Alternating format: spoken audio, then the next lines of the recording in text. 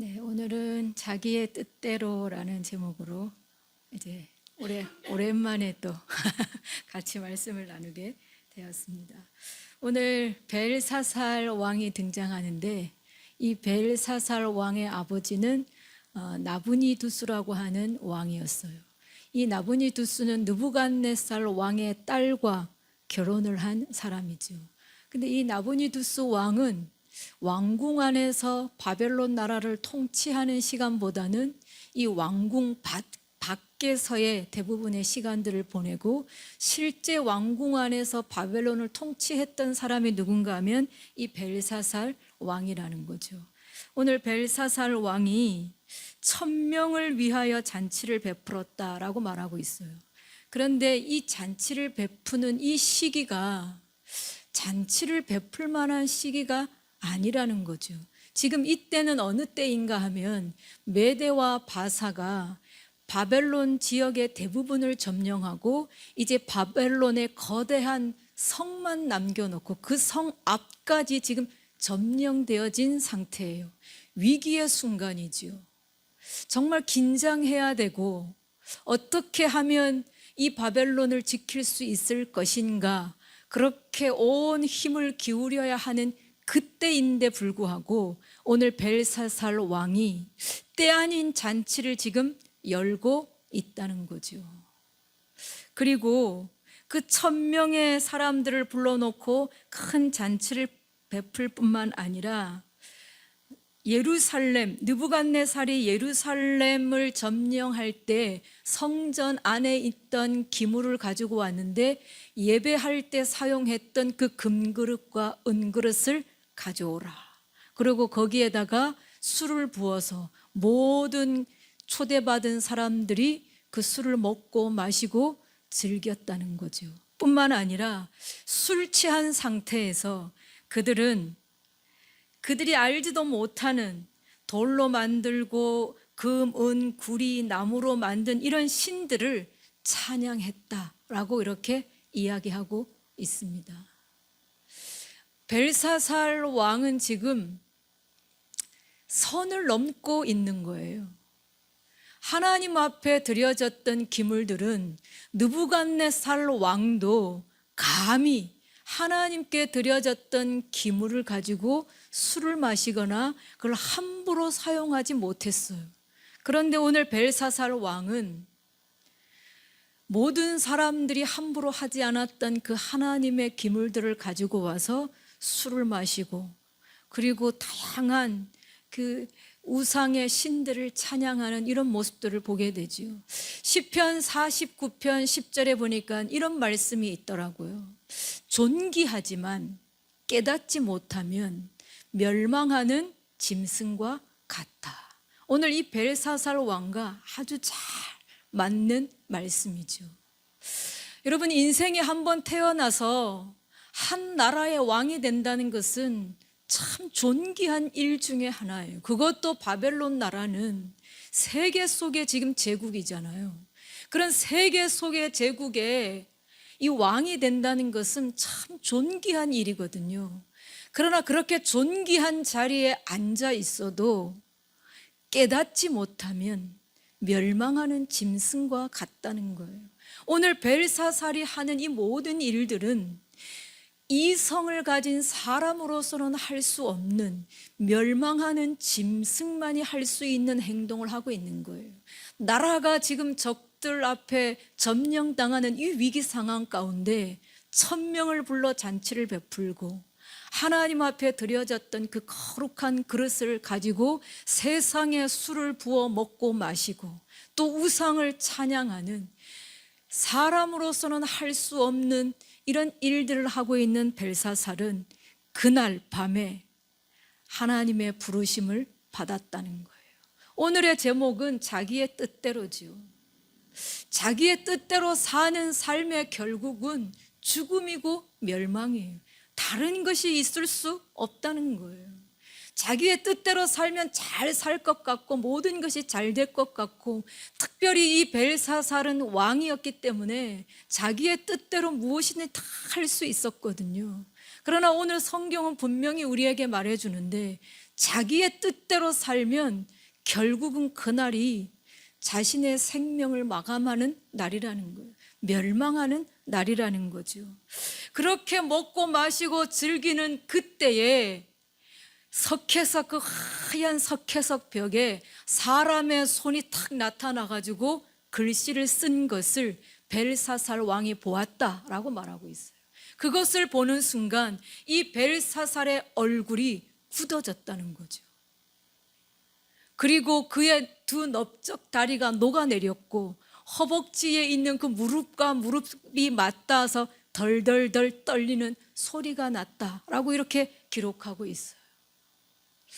여러분, 하나님이 나타나시면 하나님이 지금 하나님의 형상 전체가 나타난 게 아니에요. 그냥 손 하나 보여주신 거예요.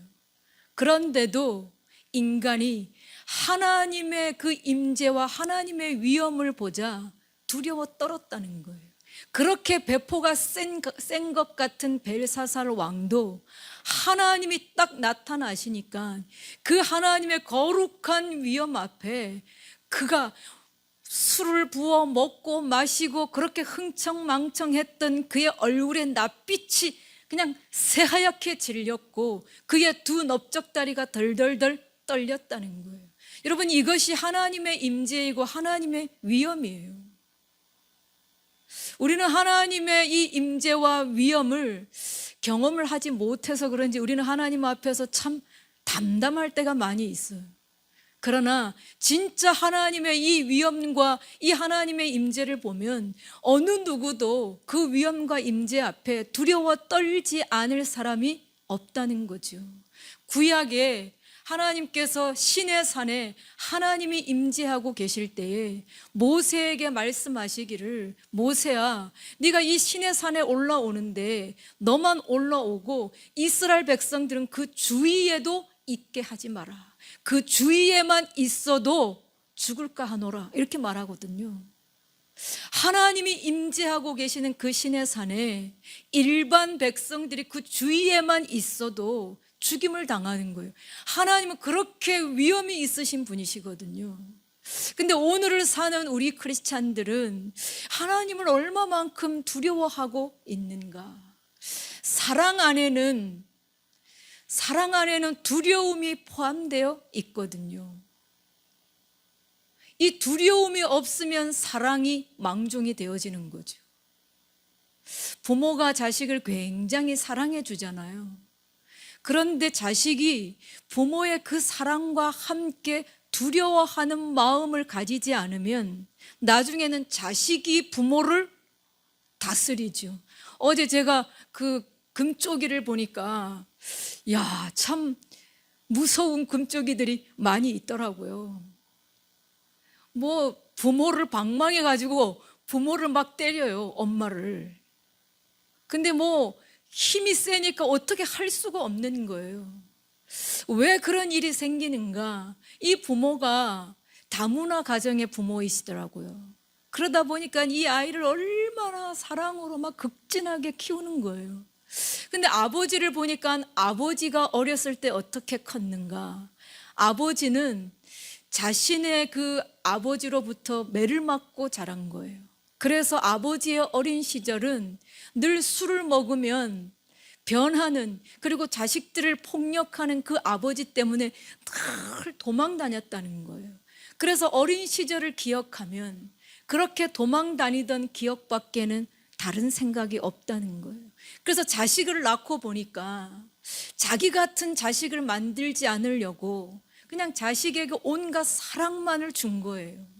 근데 그 자식이 그 사랑 안에 부모에 대한 두려움을 같이 갖고 있어야 되는데 그 두려움이 빠진 사랑은 나중에 아버지를 명령해요. 아버지에게 라면 끓여오라 그러고 라면 사오라 그러고, 그리고 방망이 가지고 막 엄마를 후들리고. 사랑은 두려움과 함께 공존할 때 그것이 완전한 사랑이 되어지거든요. 하나님도 우리를 사랑하지만 우리가 하나님을 두려워하는 그 경외심이 없을 때에 그것은 더 이상의 온전한 사랑일 수 없는 거예요. 오늘 하나님이 나타나시니까 천하의 벨사살 왕도 낯빛이 변하고 두려워 떨었다라고 말하고 있어요. 오늘 우리도 이 하나님을 좀 두려움으로 경외할 수 있었으면 좋겠어요. 우리가 마치 하나님이 보이지 않으니까 하나님이 우리와 똑같은 수준인 것처럼 내 기도를 들어주시면 하나님, 안 들어주시면 원망의 대상이 되고 불평의 대상이 되는 그런 분이 아니시라는 거예요. 그분의 손 하나가 나타나서 벽에다가 글을 썼는데 천하의 왕도 그렇게 덜덜덜 떨 만큼 하나님의 위엄은 크고 높으신 분이시라는 거죠. 잔치의 분위기가 완전 순식간에 아수라장이 돼버렸어요. 왕을 비롯한 1000명의 귀족들이 다 벽에 쓰여진 그 글씨 때문에 두려워 떠는 거죠. 그래서 이 벨사살 왕이 이 바벨론 나라의 모든 똑똑한 사람들을 불러 모아서 그 벽에 쓴 글을 해석하도록 하는데 아무도 해석을 할 사람이 없었다라고 말하고 있어요. 왜냐하면 하나님이 하신 일은 하나님의 사람 외에는 해결할 자가 없기 때문이죠. 바벨론 나라에 내놓으라고 하는 술사, 박사, 점쟁이들이 왔지만 그 글을 해석할 수가 없는 거예요. 그 글을 해석하지 못하자 벨사살 왕이 더 다급해지고 불안해지기 시작하는 거예요. 그때 왕비가 나타났다고 말하고 있어요. 왕비가 이 소식을 알고 벨사살 왕에게 왔어요. 근데 이 왕비는 자신의 아내가 아니고 어머니예요. 어머니가 이 벨사살에게 온 거죠. 그리고 뭐라고 말하는가 하면 왕이시여 걱정하지 마십시오. 이 바벨론 나라에는 느부갓네살 왕 때부터 느부갓네살 힘으로 해결할 수 없는 어려운 문제를 해결했던 한 사람이 있다는 거예요. 그 사람이 누구인가? 오늘 그 사람을 11절에는 이렇게 표현하고 있어요. 왕의 나라에 거룩한 신들의 영이 있는 사람이 있으니, 신들의 영을 가진 사람이 이 바벨론 나라에 존재하고 있다는 거죠. 곧 왕의 부친 때에 있던 자로서 명철과 총명과 지혜가 신들의 지혜와 같은 자니이다 라고 말하고 있어요. 왕의 부친 느부갓네살 왕이 그를 세워 박수와 술객과 갈대아 술사와 점쟁이의 어른을 삼으셨으니, 이 사람이 지금 누구를 가리키고 있는 거예요? 다니엘을 가리키고 있는 거죠. 다니엘이 느부갓네살 왕 때에 포로로 잡혀왔어요. 그때는 10대의 청소년으로 잡혀왔지요. 근데 지금의 다니엘은요 80대의 다니엘이에요. 세월이 얼마나 많이 변했어요. 그런데 세월이 이렇게 많이 변했는데도 불구하고 다니엘을 지금 기억하는 사람들은 여전히 그때나 지금이나 변함이 없다는 거예요. 오히려 더 깊어졌다는 거죠. 이 왕비가 다니엘을 소개하면서 이 다니엘은 신들의 영이 있고 그 신들의 지혜가 있는 사람이다 라고 이렇게 표현하고 있어요. 여러분, 저는 다른 것이 부러운 것은 없어요. 돈 많은 것도 그렇게 부러워한 적은 없고, 좋은 집, 좋은 차에 사는 거, 그런 것도 별로 그렇게 막 부러워한 적은 없는 것 같아요. 그런데 진짜 부러운 것 하나가 있다면 다니엘처럼 이렇게 하나님 안에서 하나님께 붙들려 있는 이 영성 깊은 사람, 이것은 돈을 줘서 살 수 있는 것이 아니거든요. 그만큼 자신을 쳐서 하나님께 복종시켜야만 되어지는 것이 영성의 깊이잖아요. 다니엘은 10대의 포로로 잡혀와서 지금 80대가 되었는데 그의 영성이 변함이 없다는 거죠. 오히려 세월을 거듭하고 왕들의 세대를 거듭하면서 다니엘은 더 하나님으로부터 그 깊어진 영성을 소유하고 있는 사람이라는 거예요. 다니엘을 알고 다니엘을 기억하는 사람들이 다니엘을 평가하기를 그는 신들의 영을 가진 자고 신들의 지혜를 가진 자다 라고 이렇게 표현하고 있는데 저는 이것이 참 부럽더라고요. 저의 생애에도 정말 이런 평가를 받을 수만 있다면 이것보다 더 큰 은혜는 없다라는 이런 생각들을 가지고 있습니다. 12절에 보니까 왕이 벨드사살이라 이름하는 다니엘은 마음이 민첩하고 지식과 총명이 있어 능히 꿈을 해석하며 은밀한 말을 밝히며 의문을 풀 수 있었나이다. 대단한 다니엘 아니에요? 오늘 벨사살은 자기의 뜻대로 인생 살다가 오늘 밤에 그는 결국 멸망당하거든요. 그런데 다니엘은 하나님의 뜻대로 사는 사람이에요. 세상의 왕과는 대조적인 사람이죠. 하나님의 뜻대로 살았던 다니엘은 바벨론의 위기로부터 이 바벨론 나라를 구하는 사람이 된다는 거예요. 자기의 뜻대로 살면 멸망하지만 하나님의 뜻대로 살면 나라를 구하고 백성을 구하는 위대한 하나님의 사람이 될 수 있다는 거죠. 오늘 이 벨사살 왕이 이 이야기를 들으니까 한 줄기의 빛을 잡은 것 같은 거예요.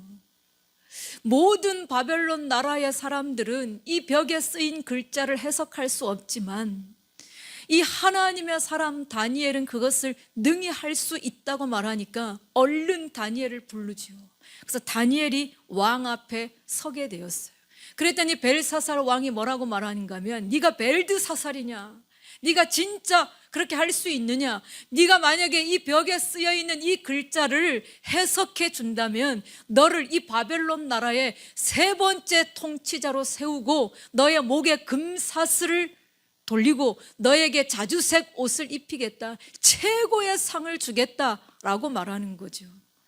여러분, 세상 사람들이 할 수 있는 것은 내가 원하는 것 해주면 너에게 명예와 권력을 줄게, 이거예요.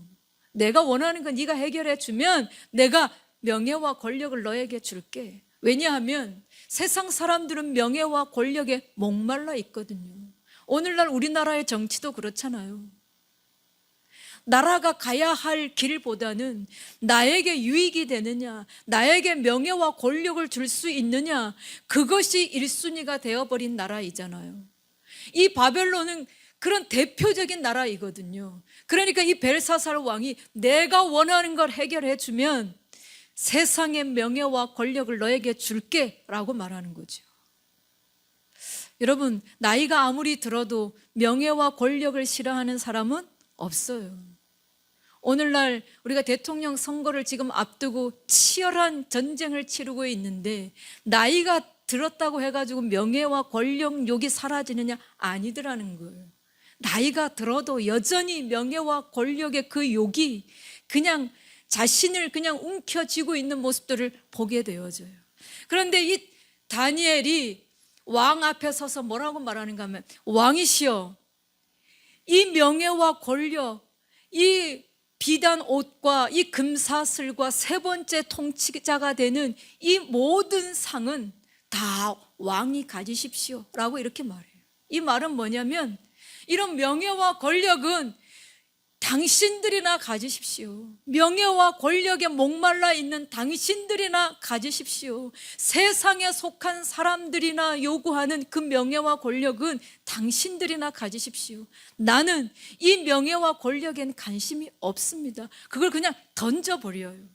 하늘에 속한 사람은 이 명예와 권력을 그냥 던져버리는 거죠.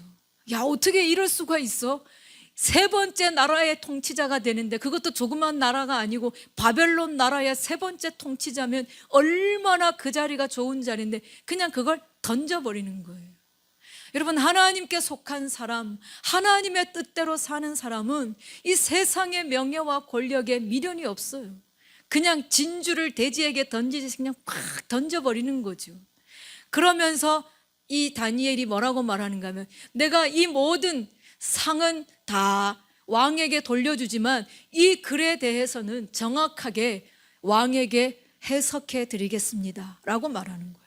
그러면서 왕에게 하는 얘기가, 왕이시여, 왕은 느부갓네살 왕 때부터 하나님이 어떤 분이신지를 다 알고도, 오늘 본문에 보니까 알고도라고 하는 이 표현을 다니엘이 계속 쓰고 있거든요. 벨사살이 하나님을 몰라서 지금 이런 행동을 하느냐? 아니에요. 느부갓네살 왕 때에 살아계신 하나님이 드러나셨거든요. 그래서 느부갓네살 왕이 뭐라고 말했는가 하면, 그가 전국에 조서를 내려서 지극히 높으신 하나님, 그 살아계신 하나님이 드러내시는 능력과 기사를 이 모든 바벨론 나라의 사람들은 알기를 원하노라 하고 왕이 조서를 내렸어요. 왕이 조서를 내린 것은 산골짜기의 백성들도 알게 되어 있는 거예요. 모든 바벨론 나라의 사람들이 하나님이 어떤 분인지를 알았다는 거예요. 그렇다면 오늘 벨사살도 분명히 하나님이 살아계시고 하나님이 어떤 분인지를 알았다는 거예요. 그럼에도 불구하고 오늘 이 벨사살은 하나님이 어떤 분인지를 알고도 하나님 앞에서 죄를 범하고 성전의 기물을 갖다가 술을 마시고 그리고 다른 우상의 신들을 찬양하는 이 악을 행했다는 거죠. 오늘 다니엘은 왕이 이것을 모르고 행했다면 용서받을 수 있지만 다 알고도 행했기 때문에 이건 악 중에 악이다 라고 그렇게 말하는 거죠. 그래서 오늘 그날 밤 이 벨사살 왕은 자신의 죽음을 맞이하게 되는 끔찍한 비극의 주인공이 되고 말았다는 거죠.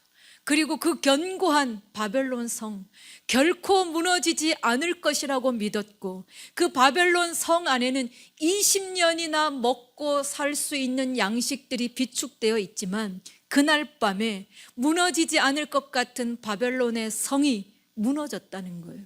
메대와 바사에게 바벨론 나라가 점령당하고, 그리고 다리오 왕이 이제는 그 나라를 통치하는 왕이 되었다는 거죠. 여러분, 우리도 알고 행하는 죄들이 참 많아요. 저는 이 본문을 보면서 모르고 우리가 죄를 짓는 것은 몇 가지나 될까 하고 한번 봤는데 거의 없어요. 모르고 죄를 짓는 것은 진짜 거의 없어요. 대부분 우리가 죄를 짓는 것의 대부분을 차지하는 것은 알고도 우리가 연약해서 죄를 짓는 거예요. 알고도 행하는 거죠. 아, 이러면 안 되는데 하면서도 계속 그 죄를 범하는 거죠. 오늘 하나님께서 우리에게 경고하시는 것 중에 하나가 뭐냐면, 알고도 계속해서 짓는 그 죄에 대해서 철저하게 끊어낼 수 있어야 된다라고 말하는 거죠. 오늘 벨사살은 다 알았어요. 알고도 그걸 끊어내지 않으니까 나중에 결국은 멸망하는 짐승과 같이 죄의 정점을 찍게 되어지는 그런 과오를 범하게 되더라는 거죠. 여러분, 우리가 알고도 짓는 하나님 앞에서의 연약한 부분들, 이제 우리가 그것을 어쩔 수 없지 뭐, 그럴 수도 있지 뭐가 아니라, 하나님 앞에서 알고도 우리가 불순종하는 것, 알고도 우리가 고치지 않는 우리의 연약함에서 비롯되어지는 이런 모든 죄악들을 이제는 이 부활의 이 주일날 모든 것이 부활되는 것처럼 우리 안에도 그런 모든 것들이 다시금 새롭게 거듭날 수 있는 그런 은혜가 있기를 축복합니다. 그렇지 않으면 그것이 곧 우리를 멸망의 길로 이끌어가는 지름길이 되기 때문이라는 거죠. 다니엘은 80의 나이예요. 이제 80의 나이면 다 꺾이고 인생의 마무리를 하는 때이잖아요. 그런데 하나님의 사람, 하나님의 뜻대로 살고 하나님의 손에 붙들린 자는 나이에 상관이 없더라고요. 우리가 주위의 사람들 대부분 보면 70, 80대면 그렇게 젊었을 때 날고 기는 목회를 하고 놀라운 일들을 행했던 사람들도 다 나이가 연로해지면 그냥 이렇게 사라지잖아요. 근데 다니엘은 그 80의 나이에도 다시금 하나님의 그 영적 스포트라이트가 켜지면서 다시 다리오 왕 때에 또 이 다니엘이 활약하는 모습들을 보게 되어진다는 거죠. 하나님의 뜻대로 사는 사람, 하나님의 손에 붙들리는 사람은 나이가 들어도 여전히 견제하는구나. 나이가 들면 이제 서서히 저 뒷방으로 그렇게 묻혀지는 것이 아니라 진짜 하나님의 사람은 나이가 들어도 마지막 순간까지 하나님의 그 스포트라이트 앞에서 여전히 하나님의 나라를 위해서 그 진리를, 그 생명을 선포하는 사람으로 남게 되어지는구나 라는 것들을 보면서 다시 한번 도전을 받게 되어집니다. 교회 안에서 우리가 이렇게 사람들을 만나다 보면 나이 드신 권사님들을 보면 다 하시는 이야기가 예전에는 내가 이것도 열심히 하고 예전에는 주의 일을 열심히 했는데 지금은 다 그런 것으로부터 멀어진 자신의 간증의 이야기를 많이 하거든요. 그러나 여러분, 진짜 하나님과 함께하는 사람은 나이가 많이 들어도 여전히 변함없이 하나님의 나라를 위해서 여전히 일할 수 있다는 것을 다니엘은 우리에게 지금 확인시켜주고 있다는 거죠. 마지막 순간까지, 우리의 생명이 마지막 다하는 그날까지 다니엘처럼 하나님의 나라를 위해서 계속해서 전진할 수 있는 저와 여러분의 삶이 될 수 있기를 축복합니다. 기도하겠습니다. 하나님 아버지,